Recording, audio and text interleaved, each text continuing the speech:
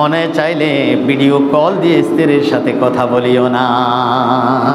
তো আল্লাহ পাক বলেছেন ওয়ালা তুবাশিরুহুন্না ওয়া আনতুম আকিফুনা ফিল মাসাজিদ, তোমরা যখন মসজিদে ইতিকাফ করবে ওই ইতিকাফ অবস্থায় তোমরা তোমাদের স্ত্রীর সাথে মোলাকাত করতে পারবে না, মুবাশারাত মুহাশারাত করা যাবে না, স্ত্রীর সাথে দেখা সাক্ষাৎ করা যাবে না, মুজামেয়াত করা যাবে না। আল্লাহর পক্ষ থেকে আল্লাহ নিষেধ করে দিয়েছেন। সুবহানাল্লাহ। এরপরে আল্লাহ পাক বলেন তিলকা হুদুদুল্লাহ, এটা আল্লাহর পক্ষ থেকে হদ সীমানা দিয়েছেন, নির্ধারণ করে দিয়েছেন। ফালা তাকরাবুহা, তোমাদের মনে চাইলে স্ত্রীর কাছে চলে যেও না, বাড়ি ঘরে চলে যেও না, মনে চাইলে ভিডিও কল দিয়ে স্ত্রীর সাথে কথা বলিও না, স্ত্রীর সাথে কথা বলিও না। কাযালিকা ইউবাইয়িনুল্লাহু আয়াতিহি লিন-নাসি, এটা মানুষের জন্য নিদর্শন। লাআল্লাহুম ইয়াত্তাকুন, আল্লাহ পাক বলেন যে তুমি মুত্তাকি হওয়ার জন্য এটা স্পেশাল একটা ইবাদতের সুযোগ। পড়ুন না সুবহানাল্লাহ। কেন স্পেশাল বলেছেন? বাকি সময় আপনি পরিবারের ঝামেলায় আল্লাহকে যেভাবে ডাকার দরকার হয়তো আপনি সেভাবে ডাকতে পারতেছেন না। পারিবারিক ঝামেলা, ব্যবসা বাণিজ্যের ঝামেলা, চাকরি বাকরির ঝামেলা, কৃষি খামারের ঝামেলা, অথবা আপনি যে কাজে করেন সেই কাজের ঝামেলা, আপনি রিজিকের সন্ধানে বের হয়েছেন। একজন রিক্সাওয়ালা রিক্সা চালায়, সে রিক্সা চালিয়ে তার পরিবার চালায়। একজন সিএনজির ড্রাইভার, সে সিএনজি চালিয়ে তার পরিবার চালায়। একজন অন্য গাড়ির ড্রাইভার, সে মালিকের চাকরি করে তার পরিবার চালায়। কিন্তু এই কাজকর্মের মধ্যে থেকে সে হয়তো মনের মতো করে ইবাদত করার সুযোগ পাচ্ছে না। তো আপনি যদি আপনার পারিবারিক তেমন ঝামেলা না থাকে, তাহলে আপনি যদি চিন্তা করেন, নিয়ত করেন যে আমি শেষ 10 দিন ইনশাআল্লাহ ইতিকাফ করব, তাহলে এটা মানুষের পক্ষে সম্ভব। এটা মানুষের পক্ষে সম্ভব। যারা মনে করে আমার ঝামেলা আছে, আচ্ছা বলেন তো দেখি নিঃশ্বাসটা চলে গেলে আপনার ঝামেলাগুলি কে দেখবে?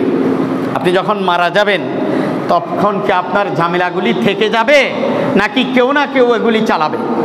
ব্যবসা বাণিজ্য, দুনিয়ার যে সমস্ত কাজ কারবার আছে এগুলি কি স্টপ হয়ে থেমে থাকবে, নাকুলি চলবে? চলবে না। আমি মরে গেলে এখানে খুতবা দেওয়ার মতো খতিব কি আসবে, নাকি এটা খালিস্তান থেকে যাবে? খালিস্তান থাকবে? থাকবে না। তাহলে একজন মুসল্লি মরে গেলে মসজিদ কি পূর্ণাঙ্গ হয়ে যাবে, অপূর্ণাঙ্গ হয়ে যাবে? না। মসজিদ যতদিন আছে মুসল্লি আসতেই থাকবে, ইমাম আসতেই থাকবে, খতিব আসতেই থাকবে, মুয়াজ্জিন সাহেব আসতেই থাকবে। কোনো জায়গা কারোর জন্য গ্যাপ থাকবে না, কোনো কাজ কারোর জন্য থেমে থাকবে না।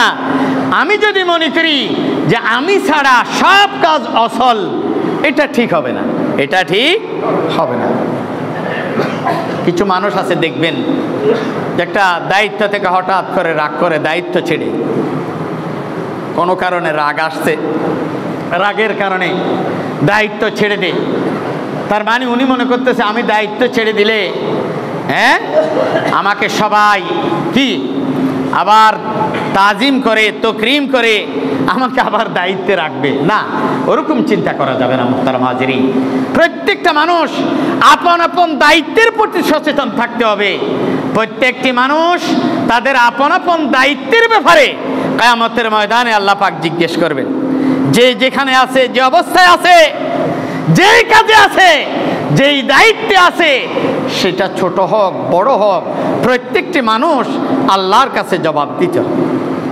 কেউ যদি মনে করি যে আমি তো সমাজের লিডার না, আমি তো চেয়ারম্যান না, আমি তো মেম্বার না, আমি তো খতিব সাহেব না, আমি তো ইমাম সাহেব না, আমি সাধারণ একজন মুসল্লি, আমার মনে হয় জিজ্ঞাসা করা হবে না। না, আপনাকেও জিজ্ঞাসা করা হবে পরিবার সম্পর্কে।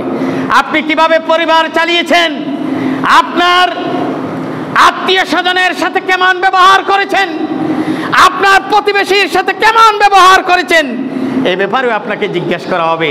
সুতরাং কোনো মানুষ আমাকে জিজ্ঞেস করবে না, আমি আল্লাহর সামনে জবাব দিতে হবে না, এরকম চিন্তা করার কোনো সুযোগ নাই মুহতারাম হাজিরিন। আল্লাহ যেন আমাদেরকে বুঝার তৌফিক দান করে। সকলে বলুন আমিন।